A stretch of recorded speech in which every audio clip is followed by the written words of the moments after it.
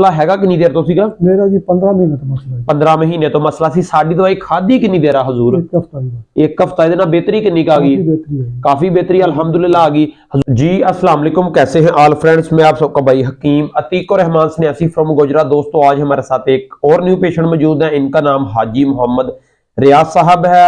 50 plus इनकी उम्र है। 15 महीने इन्होंने मसला बने नूं तकरीबन 1.5 साल के करीब टाइम बाद मसला बने हो गए सी और उम्र भी 50 साल तो उत्ते अल्हम्दुलिल्लाह सिर्फ इको हफ्ता हले दवाई अल्हम्दुलिल्लाह खादी आ। पुछदे आ फिर तुहानूं जनाब दसदे आ। अस्सलाम वालेकुम जी। किहड़ा इलाका अपना? जी साहिवाल मिंट कम्युनिटी टप्पा शहर जी 103-4 बंबा तो रहना 103-4 एक चाका पिंड आ। 103-7 आ रही ये किहड़े शहर किहड़े च हुंदा? हड़प्पे शहर में। हड़प्पे शहर च 103-4 शैका।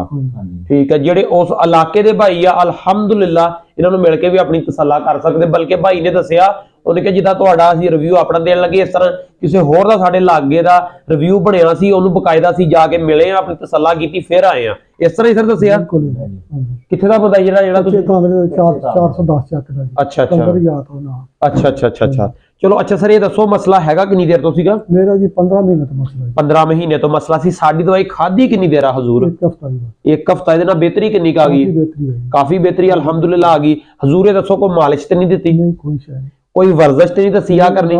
पूरी दा दस्या पूरी दसी ਉਹ ਵੀ 24 ਘੰਟੇ ਜੇ ਇੱਕ ਟਾਈਮ ਹੀ ਸਰ ਖਾਣੀ? ਕੋਈ ਇਹ ਤਾਂ ਨਹੀਂ ਦੱਸਿਆ ਵੀ 8 ਟਾਈਮ ਜਾਂ 10 ਟਾਈਮ? ਥੋੜੀ ਜਿਹੀ ਦਵਾਈ ਇੱਕੋ ਟਾਈਮ 24 ਘੰਟੇ ਬਾਅਦ? ਵੈਰੀ ਗੁੱਡ ਬਾਬਾ ਜੀ ਸ਼ਫਾ ਅੱਲਾਹ ਪਾਕ ਦਿੰਦਾ ਬੰਦਾ ਨਹੀਂ ਦਿੰਦਾ। ਠੀਕ ਆ ਦੋਸਤੋ ਗੱਲ ਕਰਨ ਦਾ ਮਕਸਦ ਇਹ ਹੁੰਦਾ ਕਿ ਸਿਰਫ ਜਿਹੜਾ ਕੁੜੀ ਦਾ ਮੈਂ ਬਾਰ-ਬਾਰ तमाम ਦੋਸਤਾਂ ਨੂੰ ਦੱਸਦਾ ਹੁੰਦਾ ਕਿ ਮਸਲਾ ਜਿਹੜਾ ਫਾਲੇ ਦਾ ਹੁੰਦਾ ਮਸਲਾ ਟੋਟਲ ਸਾਰਾ ਦਿਮਾਗ ਦਾ ਹੁੰਦਾ, ਬ੍ਰੇਨ ਦਾ ਮਸਲਾ ਹੁੰਦਾ। ਤੁਸੀਂ ਲੱਤ ਬਾਜ਼ੂ ਤੇ ਮਾਲਿਸ਼ ਕਰਦੇ ਰਹਿੰਦੇ ਹੋ। ਮਸਲੇ ਨੂੰ ਸਮਝੋ। ਜਿਸ ਮਸਲੇ ਦੀ ਸਮਝ ਆ ਜੇ ਫਿਰ ਉਹਨੂੰ ਮਸਲਾ ਨਹੀਂ ਕਿਹਾ ਜਾਂਦਾ। ਇਸ ਭਾਈ ਨੂੰ ਤਾਂ 15 ਮਾਹ ਤੋਂ ਮਸਲਾ ਸੀ ਨਾ अल्हम्दुलिल्लाह 25 साल पुराने भी रिव्यू अल्हम्दुलिल्लाह ऐड किए हुए और जिस इलाके के रिव्यू है अगर तुसी जिस शहर के भी है तुहानूं उस शहर के रिव्यू मिल जाएंगे। मिल के अपनी तसल्ला कर सकते। बाकी फिर लास्ट यही कहना शफा अल्लाह पाक दिंदा। मसले नूं समझो उहदे मुताबिक इलाज करो। अल्हम्दुलिल्लाह अल्लाह पाक फजल ही फजल कर देंदी। बहुत शुक्रिया। Thank you. अस्सलाम।